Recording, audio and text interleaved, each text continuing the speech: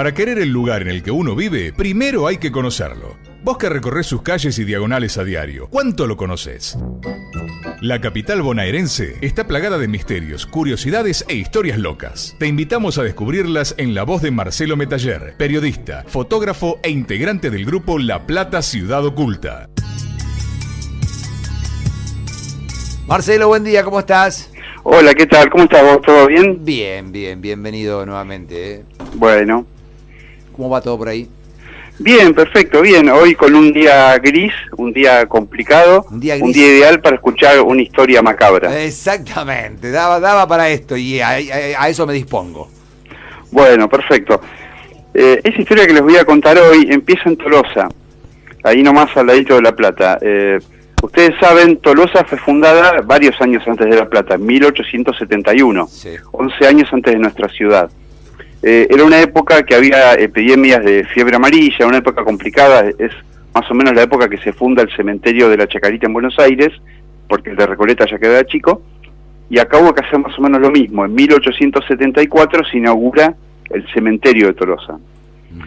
Esta historia involucra varios cementerios, por eso, ahora conocemos uno solo, el que está en la diagonal 74 al fondo, claro. En 131-72. Pero en esa época hubo varios cementerios en La Plata. Yo no creo, porque ya se ha perdido el recuerdo, pero los vecinos de Tolosa, que estén escuchando la radio, que vivan por 524, 526, 118 y 120, son 4 manzanas, sí. No creo que a esta altura del partido sepan que están caminando, que tienen sus casas, que toman su mate sobre el terreno donde estaba el cementerio de Tolosa. No, me da mucho miedo eso. Sí, tremendo. Igual, te cuento, ¿qué pasó? En 1887 se inaugura el cementerio de La Plata, el cementerio más grande. Entonces se decide trasladar todos los cuerpos que había en el cementerio, el pequeño cementerio de Tolosa, de solo 4 manzanas, se decide trasladar todo al de La Plata, de a poquito. Obviamente esto tardó un tiempo largo, no se hizo enseguida. Claro.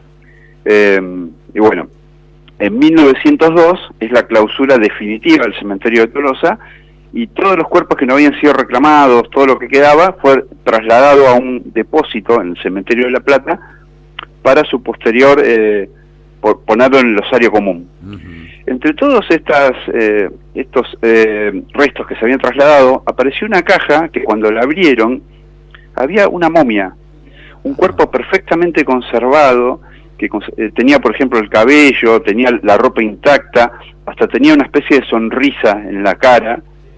Era muy misterioso. Lo vieron unos estudiantes de medicina y se lo quisieron llevar, pero les pareció que era medio incómodo. Entonces, bueno, lo dejaron ahí, no dieron mucha bola, ahí quedó. Sí. Quedó ahí en el depósito hasta que unos años después, en 1908, un encargado, se podría decir que lo redescubre, y lo que se le ocurre a esta persona es, bueno, vamos a exhibirlo para ver si algún familiar lo reconoce, porque evidentemente si está enterrado en Tolosa, no puede hacer mucho tiempo que claro, lo pusieron ahí. Claro. ¿Y qué pasa? Lo empiezan a exhibir y claro, causó conmoción.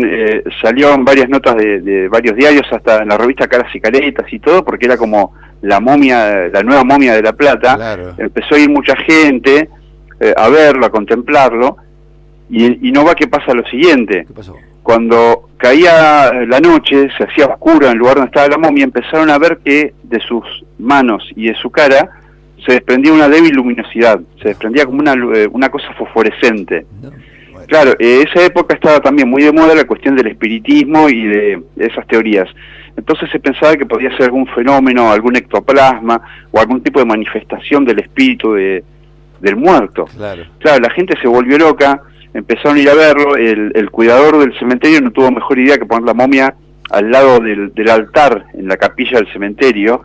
Y pasó algo similar a lo que, ¿se acuerdan cuando yo contaba lo de la casa donde brotaba sangre, que iba la gente con estampitas, con rosarios? Bueno, acá pasaba lo mismo, la gente pensaba, tiene que ser un ángel, un santo, claro, no sé qué, y le robaban pedazos de ropa, le querían cortar mechones de pelo. Era una locura total por la momia. Inclusive en Caras y Caretas hay una foto que es muy interesante, de un grupo de gente posando al lado de la momia como si fuera una especie de santo. Claro. Pero bueno, se armó tanto lío que el director del cementerio dijo, no, basta, vamos a respetarlo, por más que no sepamos quién es y que nadie sepa nada, vamos a sacarlo acá y guardarlo de vuelta. Bueno, lo volvieron a guardar. Sí. Pasaron muchos años de vuelta. En 1924, una persona fue a ver la momia, como tantas que iban, ¿no? Fue a ver la momia y se dio cuenta de quién era y lo reconoció. Resulta que era el cuerpo del poeta uruguayo, fallecido aquí en nuestra región, Matías Behetti, con H intermedia y Y final, Behetti. Sí. Behetti fue un poeta muerto muy joven, falleció a los 36 años de tuberculosis, algo bastante común en esa época, de la gente que vivía en cierta extrema pobreza, esa cosa de la bohemia, una persona que bebía mucho. De hecho, le decían el temulento, que era una especie de un apodo que significa borracho. Ajá. O sea, ese era el apodo de Behetti.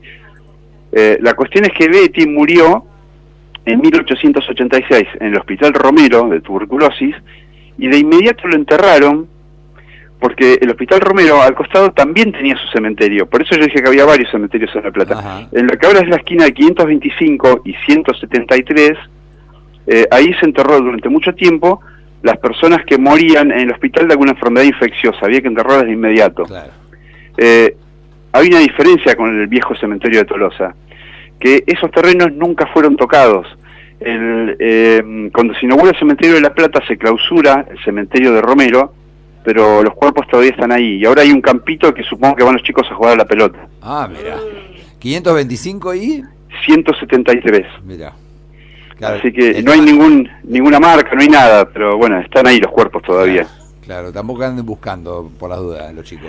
Y bueno, cuando se levantó el de Tolosa, por ejemplo, cuando se loteó donde estaba el cementerio de Tolosa, mucha gente encontró restos humanos que no habían sido removidos. Me imaginé, te iba a preguntar, algún huesito tiene que haber quedado por ahí. Sí, claro, era como la película Poltergeist, cuando se inunda todo y empiezan a flotar los ataúdes.